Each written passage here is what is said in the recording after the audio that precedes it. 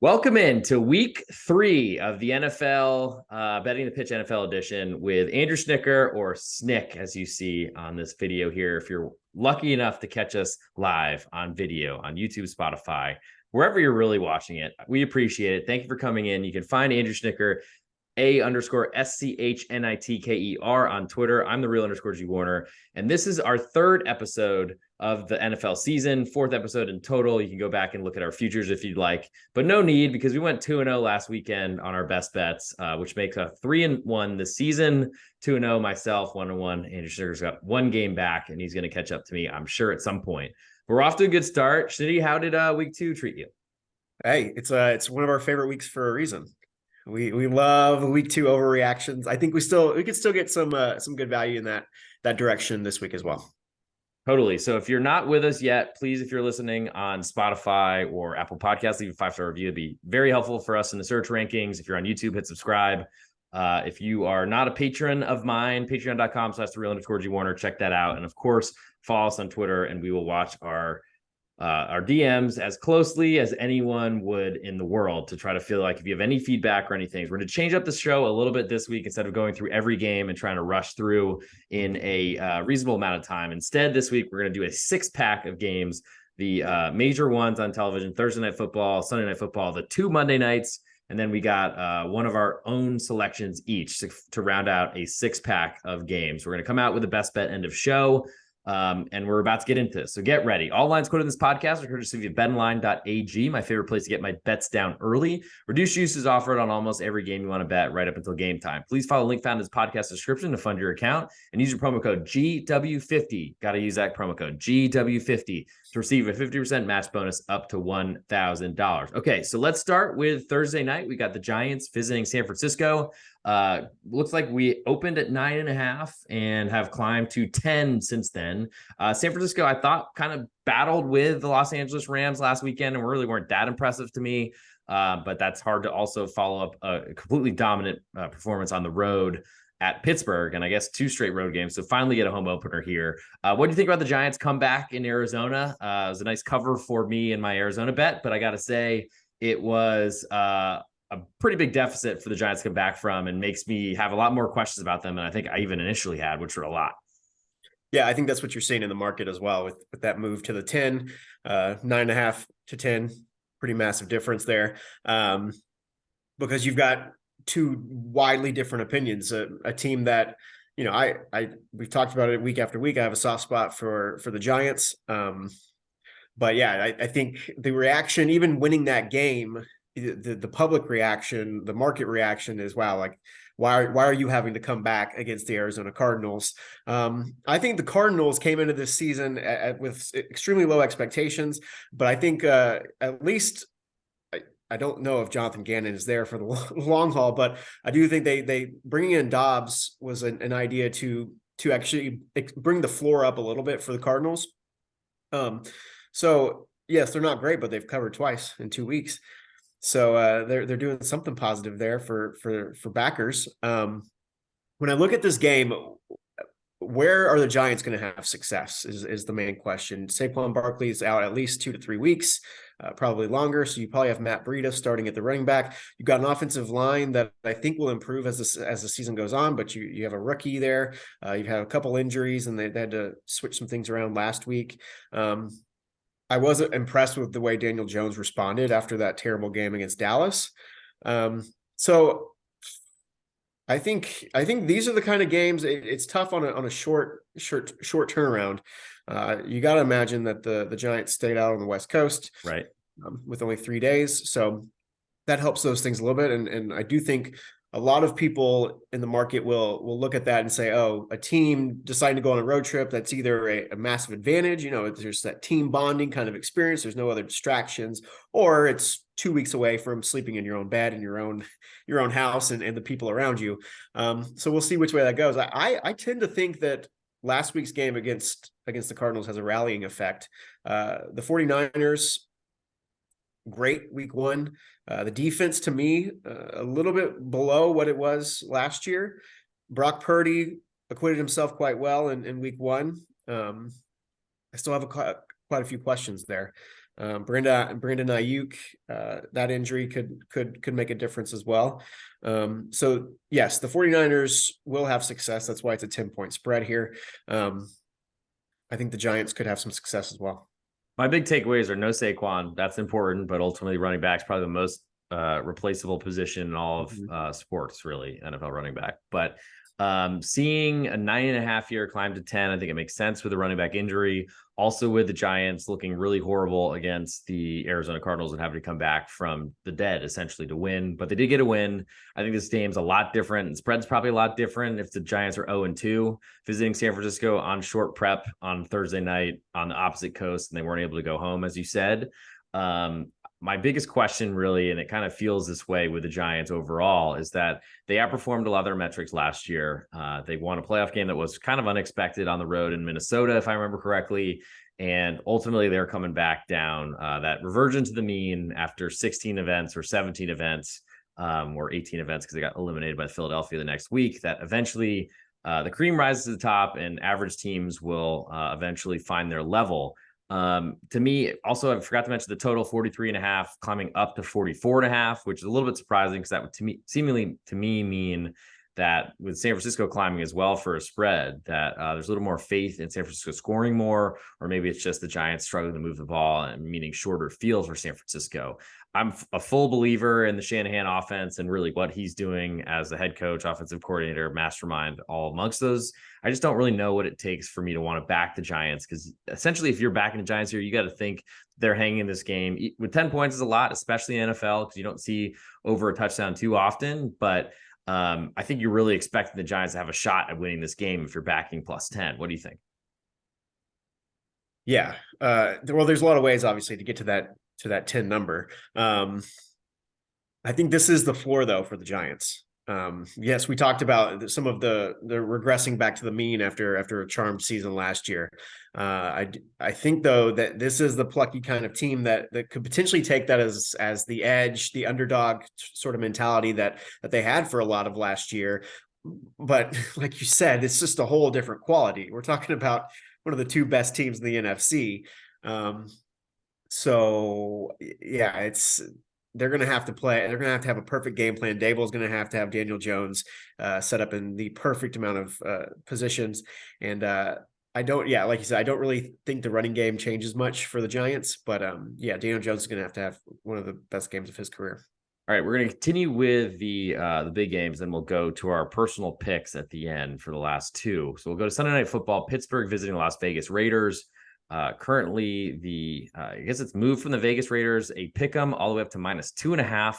Over under has climbed from 41.5 to 43.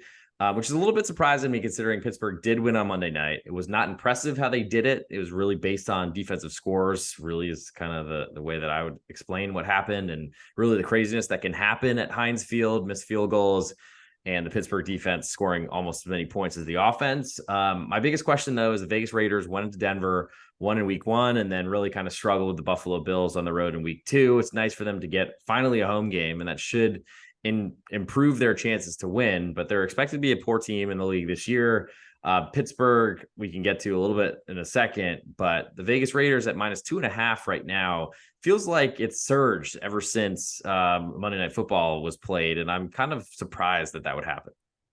Sure, yeah. After that result, we talk about it all the time. Getting from pick to 2.5 is a lot easier to do than if we were seeing 3 in front of that. I think that would have everyone's attention if we were already getting out to 3. When I initially looked at this game, I liked the Raiders just because you and I have talked about Kenny Pickett. We've talked about the Steelers. Najee Harris is lost right now. Pickett is lost right now. Of course, the Raiders defense could help them find their way. But here, I guess, do you want to start with the Raiders side of the ball? Let's do it. Let's do it. Okay. So Davante Adams, you're going to have to monitor that injury, monitor his status. I do think Jacoby Matthews, wide receiver for the Raiders. Secondary guy, he was out for the second tier receiver. He was out for a concussion in week 2. Jacoby Ford. No, not Jacoby Ford. That's the running back for Cleveland. You're talking. Wait, we're talking about the Raiders here, I thought. Yes, the Raiders. Okay. Okay. Everyone gets the point. It's the second wide receiver right behind Davante Adams. He was out last week for concussion. Here we go. Okay. I like him a lot. I think Garoppolo and him have a good rapport so far. I like Josh Jacobs. Jakobi Meyers. There we go. Jakobi Meyers. I think I said Matthews. Something else. Sorry, I was struggling. Thank you. No, well, Okay, so Jakobi Meyers coming back in. Back in. We'll have to watch for Davante Adams. I think the Raiders will be able to score here, and I think that their defense, because of what Pittsburgh has put out so far, should have some success. They've got the home backing. It's going to be a Sunday night. I'll have the crowd. This is one of those primetime spots. I think the Raiders will be game for this one. Probably, but to me, the climb from Pick'em to 2.5 with a very questionable, potentially Davante Adams makes me think there's no way that number is climbing that much with a big question on the basically number one skill position player. I think I saw Josh Jacobs with negative yardage last week. Certainly doesn't mean a ton, but ultimately never great when your starting running back is going backwards more than he is forwards. Don't have a lot of faith in McDaniels.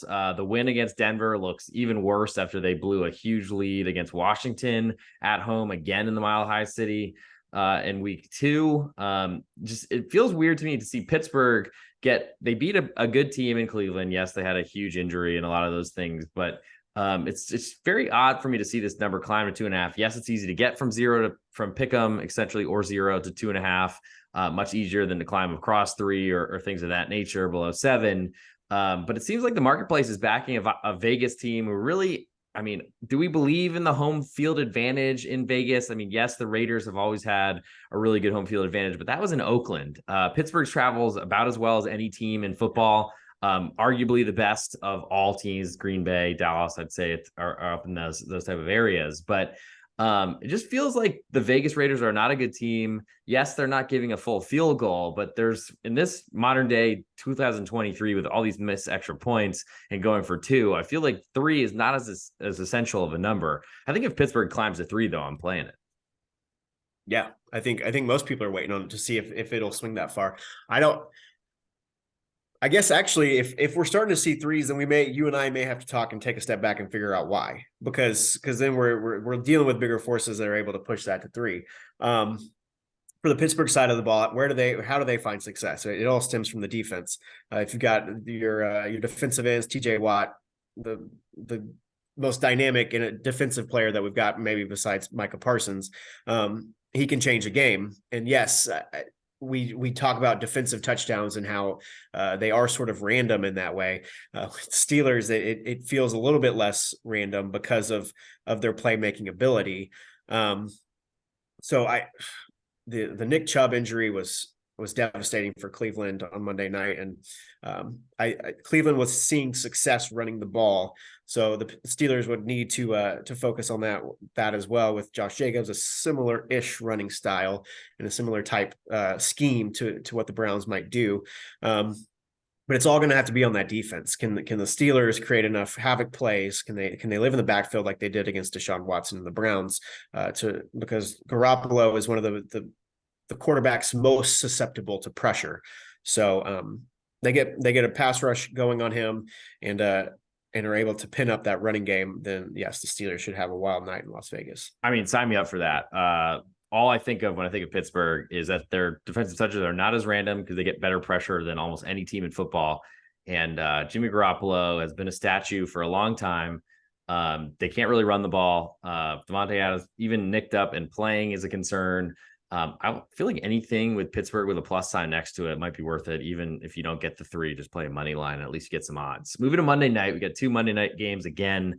We'll figure out how we're going to do the next episode for week 4, but we'll start with Philadelphia at Tampa Bay. Currently Philly a -7 favorite on the road, which is actually, that was the open, is fallen down to -5. A little bit surprising considering Philadelphia played on Thursday night, extra rest. Tampa looked better this weekend, moved to a favorite against Cleveland Browns from a pick'em between week 1 and week 2, essentially the look headline, but Ultimately delivered on that. Didn't seem like a fairly close game for a little while, but ended up separating and getting a 10-point victory, if I remember correctly. Over-under has climbed from 44.5 to 45.5.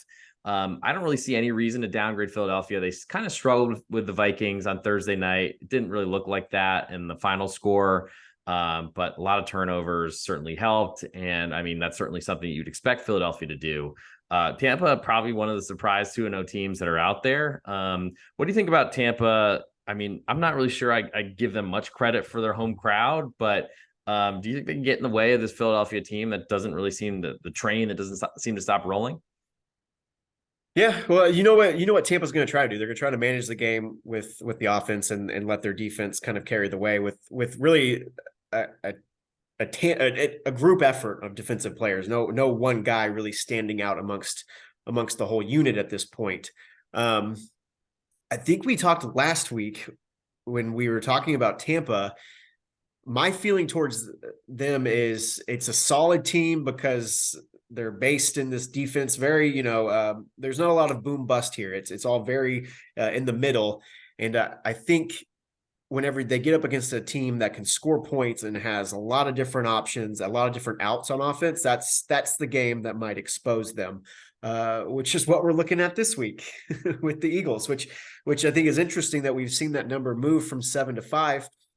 I do think there could be a reaction based off of just how the Eagles won the game against Minnesota and all those turnovers, like you mentioned. You talk about the Justin Jefferson fumble and then all the short fields that ended up falling their way. Yes, you got to look at some of those and factor into your number where that might go. It scares me to not get a full touchdown at least with the Bucs in this situation, because the matchup to me just doesn't make a lot of sense.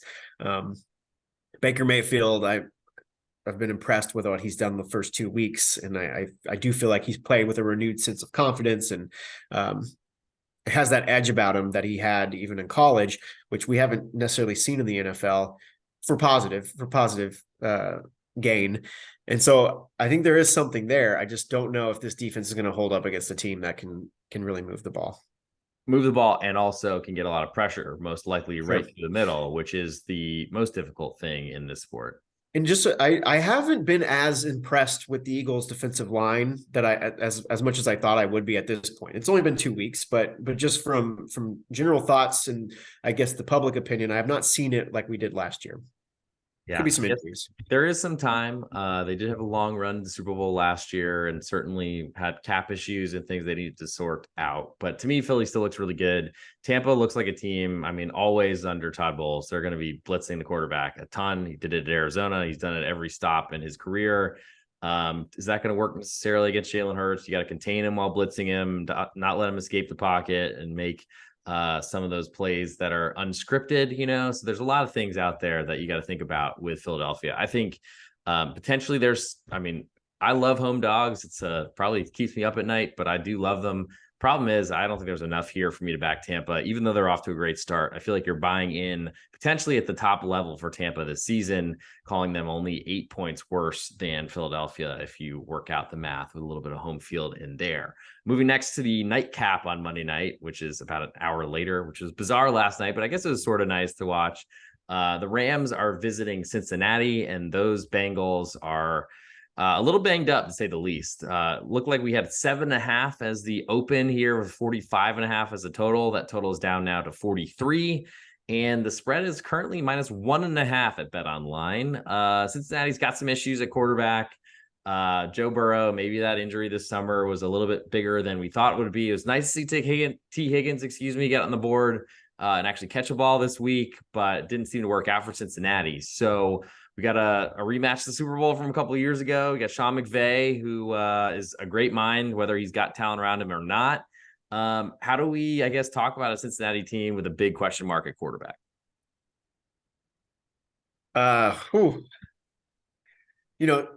My initial thought when all this was coming out is to potentially take the Bengals at such a low price, because of, if you look ahead numbers, we're talking about the Bengals as 7-point favorites, fully healthy Bengals as 7-point favorites against the Rams. And so you're looking at a lot of value here. And then if all of a sudden the crazy stuff happens and Burrow decides he's going to play, you're going to see this number shoot back up 4 or 5 points, and you could find yourself with a nice little middle there if you wanted to have a, no risk or in a low risk amount to have both sides on that. So that's still something to consider, but everything that you've read, everything that we're seeing with Burrow, makes me feel like it's a lot less than a 50-50 chance he's going to play this week, which then does the market change. currently says that with this number down Right. Nearly a touchdown. You know what? Like even if it were a 3 right now, I would probably feel better about taking a little popcorn bet on the Bengals at this point, because that to me would say someone still felt like there was a shot that Burrow was going to play. We can go back to the offseason and talk about Jamar Chase and some of those guys saying, hey, as long as Burrow is healthy, later in the year, that's what we care about. And maybe he did try to push it too much and is coming back too early. We also talked last week about the Bengals. Now this is the second year in a row that they've had this pretty slow start to the season. Different, obviously, with the quarterback injury, but they turned it around, and this was the game they played the Jets week 3 last year and blew them away. The Rams, I have to say, I've been pretty surprised. And this was I have an under season win total on the Rams this year. I think Puka Nacua is a pleasant surprise for fantasy owners if you were able to get him, and he's kind of filled in nicely for the Cooper Kupp absence. And Sean McVay's system really sets up well. He knows which guys to identify, and he knows how to put them in the right spots. And it's kind of like Vrabel for you, like McVay as an underdog. There's a little bit of a different edge to the Rams. They have nothing on defense beside Aaron Donald, so that makes a difference. But the offense has been a pleasant surprise, and they absolutely kicked that field goal to cover the spread last week. Which, hey, I'm a huge fan of that as well. Yeah, we're also speaking to a Puka Nacua owner who put out 32% of his FAAB or FAB budget out in the fantasy football league that we play against each other last week. So I know you were pumped about that. Rams have definitely been better than expected coming into the season. And I would imagine that, considering we talk about offensive line issues on this podcast a fair amount, Cincinnati's has never been good with Joe Burrow. It's improved ever since he arrived, but it was amazing he didn't get killed his first year when the Bengals didn't expect to be good, but one player was enough to turn that franchise around. Unfortunately, Jake Browning looks like he's in line to start if we don't have Joe Burrow starting in this next one. What makes me, unfortunately, with the way this number looks now, though, is that the Rams, yes, they're off to a better start than expected. But this number says that Cincinnati is an inferior team with Jake Browning starting against the Los Angeles Rams. I'm worried about Aaron Donald, of course, against Cincinnati Bengals offensive line, especially with a less experienced and certainly less preferred quarterback. But the skill positions are still some of the best in football. And ultimately, the Rams weren't expected to be good this year. So they're going to go on the road on Monday Night Football as a less than 2-point underdog. That seems really rich for a Rams team that I don't have a lot of respect for. And we didn't, coming into the season, as you mentioned, a season win total under on the Rams so far. What do we think? I mean, I'm not sure that I'm advising like trying to play middles and things of that nature. It's certainly not the worst thing you do with your money in this world. And I think if the Bengals, unfortunately, if Burrow didn't play and was ruled out, then you probably would be stuck with your -1.5 that you took as we're recording this. But that still is pretty safe that a Cincinnati win would be very unlikely to not cover the spread for you. So wouldn't be the worst thing to be stuck with. And I think there's a good chance that if he did make some miraculous comeback, which he does have the full allotment of time as they have their last starting game on this NFL week 3, even just some rumors could get you up to that 3 type of number. And then you'd have a pretty good plus EV type of middle situation that could work out. Yeah, it's something to consider. And yeah. How much does Jake Browning affect the spread? Is it really only 5.5 points? Is the downgrade from Burrow to Browning 5.5? We'll probably see a Saquon Barkley count for a point or maybe 2 points maximum for an NFL running back. It does seem like quarterbacks sometimes can throw these spreads off about a touchdown. I feel like back in the day with Ben Roethlisberger was always that type of number. Yeah. But it really depends on the ability of the backup. I don't have a book on Jake Browning, I'll say. I don't know necessarily how much I trust him. I would imagine with a bad O-line, or an O-line that's been problematic for years, even for the best quarterback or one of the best quarterbacks in the league, plus facing Aaron Donald is probably not the best situation to take a start here when you're clearly going to be the number 2 for as long as Burrow is able to play. Do you have any thoughts on Browning before we move on to our selections? Well, yeah, I would say one of the better skills of handicapping in the NFL is getting to know your backup quarterbacks and evaluating those, because the scale is just it's a massive dichotomy between the starters. And so getting that little bit of edge, normally for me, I'm going to a good NFL starter. Going to a backup is going to be 6 to 7 points. Browning would be at the average for backup for me. So if you do the math there, the number is still a little bit high. And you can tell how much he's worth because he signed a 1-year, $750,000 contract, according to Over the Cap. I don't think it's a troll website, but the Trevor Siemian's on a 1-year contract for $1.3 million, probably with a little bit of a veteran type of stipend or bigger number there. But that certainly doesn't seem like he's worth a ton in the eyes of this world, and maybe explains that drop from 7.5 to 1.5. So I'm going to make my selection first, considering I am perfect on my best bets this season. And then I'll let Snick close us out for our last game of the 6-pack. Then we'll, of course, get to best bets and then hopefully give you another 2-0 so we get to 5-1 this season. I'm going to start where I've been before. Might have had a AFC South future on the Tennessee Titans. Also had a winner on a best bet, Tennessee Titans first week at New Orleans, and then another one on Tennessee Titans at home against the Chargers. It was nerve-wracking, went to overtime, involved the comeback and also surviving a late field goal and late drive.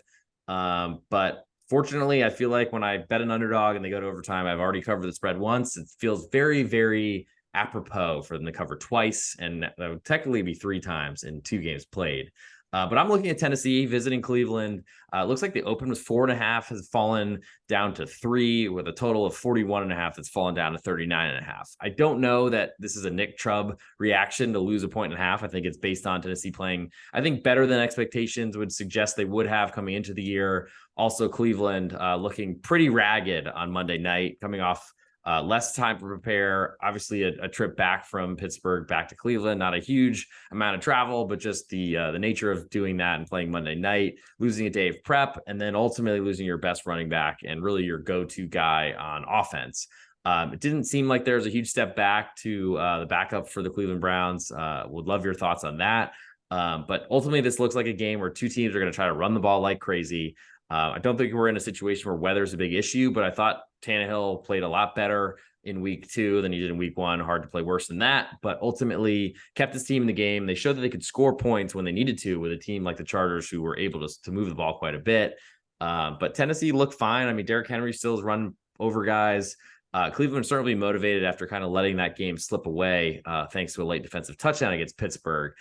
Tell me why my +3 lean on Tennessee is not on your card just yet, Sticker. Well, if you lay out the argument like that, it will be, because I follow all your bets as well. And it is one of those things where you don't have to get too cute with it. Like in the NFL, if you have a team that you have an edge on, just keep hammering it until you're proven otherwise. Like you said, we have a good read on what the Titans want to do. It's going to take the coaching, like you said, this is a coaching masterclass for if you really enjoy like the scheme of it all with Stefanski and the way that he runs his offense, and Vrabel and the way that defense goes. A team, like you said, that they're both going to love to run the football. So who's going to add the wrinkles that are put this other team on tilt? Because where's the creativity to change up this game plan? Because both of these coaches are going to know the other one's ins and outs so well.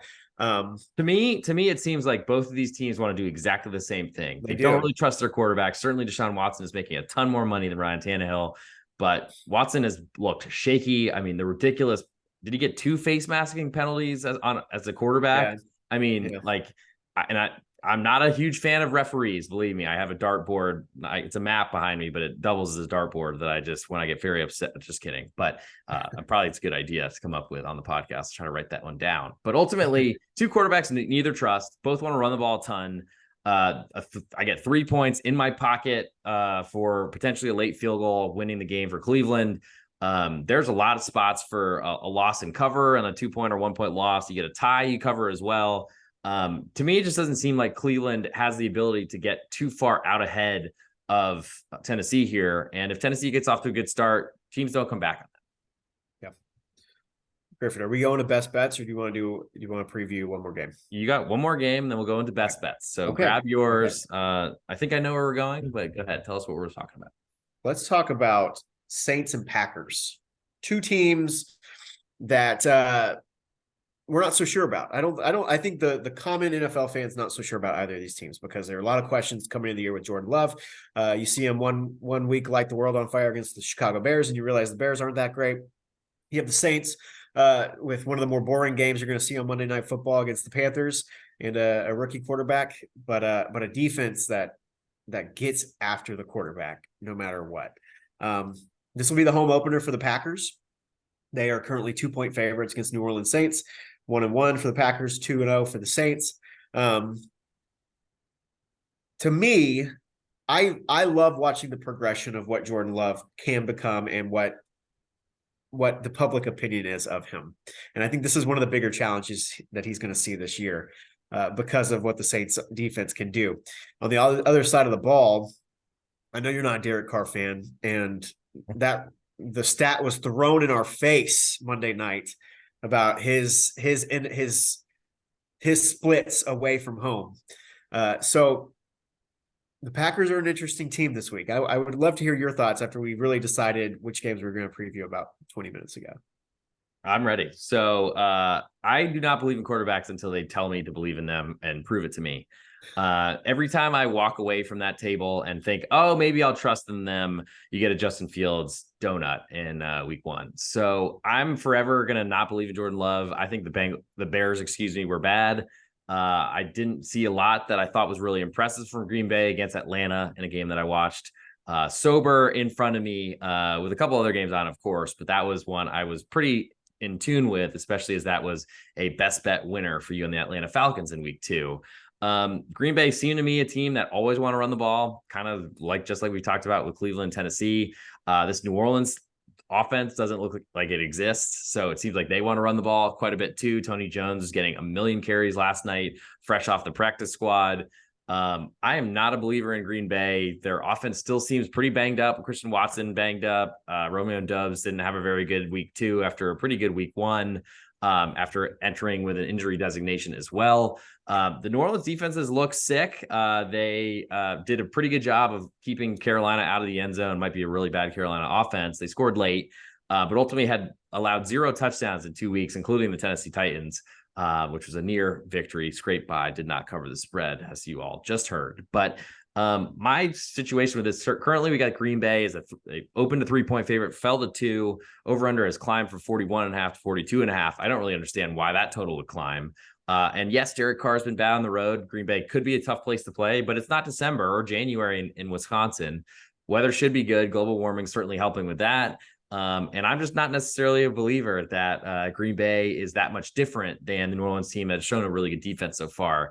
At 2, that feels a little bit cheap to me to back a road team that's coming off a shorter week playing on Monday night. That might be enough to keep me away. But if this climbs to 3, find some money from the Green Bay loyal fan base, go Pack Go, green and yellow tattoos, or mooning Randy Moss on the bus as he goes by. You never know.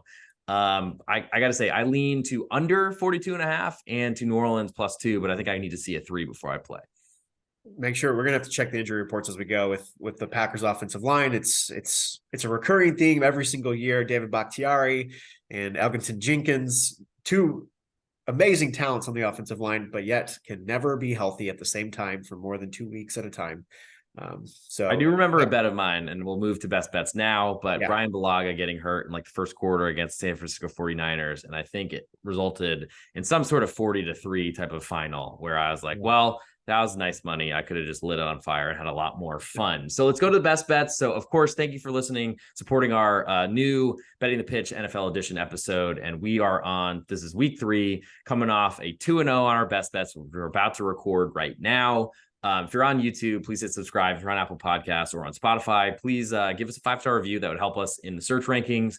And ultimately, more money we make from this podcast, the more we can record. And I think I can pry Schnicker out of his cave at night to get on here more with me. As you'll know, anytime you see me on Twitter, you're seeing a ton of posts, and that's what I'm doing. Follow Andrew Schnicker on Twitter, _SCHNITKER. Also find me everywhere I can on the real _G Warner on Twitter, Instagram, Patreon, all that sort of stuff. But it's best bet time. I'm going to go first because I'm undefeated 2-0 this year. And you've got to catch up to me. And I'm going to go and really not leave where the bread has been buttered. And that is Tennessee Titans. They are a +3 underdog. Tennessee +3 at Cleveland. They are, to me, playing the same type of game that Cleveland want to play. And as I just kind of went through, Cleveland's going to try to run the ball. Tennessee's going to be able to stop that. They're going to take a lead, and they're going to do their best to try to keep Cleveland from expanding too much from that. And if Tennessee takes a lead, I think it's going to be really hard for Cleveland to get back into it. So take Tennessee +3 for your best bet for this episode 4, week 3 of Betting the Pitch NFL edition. You know, Griffin, I have a rule. I don't believe in giving out a best bet unless I've made that bet. So before we started this podcast, this episode, I had not made a bet. In the last little bit here, that situation has changed, and we're not gonna stray away from what we've been doing the last couple episodes either. We're gonna go with the Falcons +3, $1 right now in the market as we're recording. You can get them for $1.05. So you could wait and maybe get a little hook with that as well. I'm a big Falcons believer. You can go back to any of the episodes and talk about that. We know Bijan Robinson very well from watching him for 3 years at Texas. And now the whole world is getting to see the dynamic athlete he is. Arthur Smith, opened the offense up a little bit, which I think was by design. Week 1 was super vanilla, did not get Kyle Pitts or Drake London involved at all. Last week, we saw signs of life there. And I think this defense is a little sporty. I'm surprised. I think they have some young talent there that's proving otherwise. This is certainly a situational spot as well. The Lions are a darling this year so far, coming off the Chiefs win.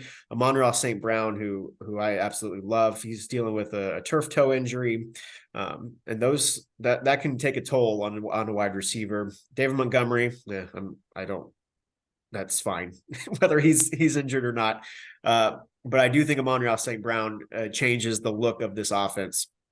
Their defense is still as poor as I felt like it was last year. So we're going to take the Falcons hitting the road for the first time this year and getting a +3 in front of them. And that's going to be our best bet to get us to 2-1 for the season. All right. So a recap, you got the real _G Warner with Titans +3 at Cleveland, and Andrew Schnicker, _SCHNATKER, is going with the Atlanta Falcons +3 on the road at Detroit. So hopefully we get some 2-point losses at worst. But ultimately, we're not worried about losses, considering we're 3-1 as best bets this I guess on this season. Looking forward to 5-1. Thank you for tuning in. As always, feel free to slide in our DMs if you have anything on your mind, any updates, any comments, questions, concerns, anything you'd like to do. Of course, if you're on Apple Podcasts or Spotify, leave a 5-star review. If you're on YouTube, hit subscribe. And we will talk to you on Tuesday night with hopefully 2 more winners for next week. Thanks so much for coming, and we'll talk to you all very soon. Have a nice night, and we'll talk to you next week.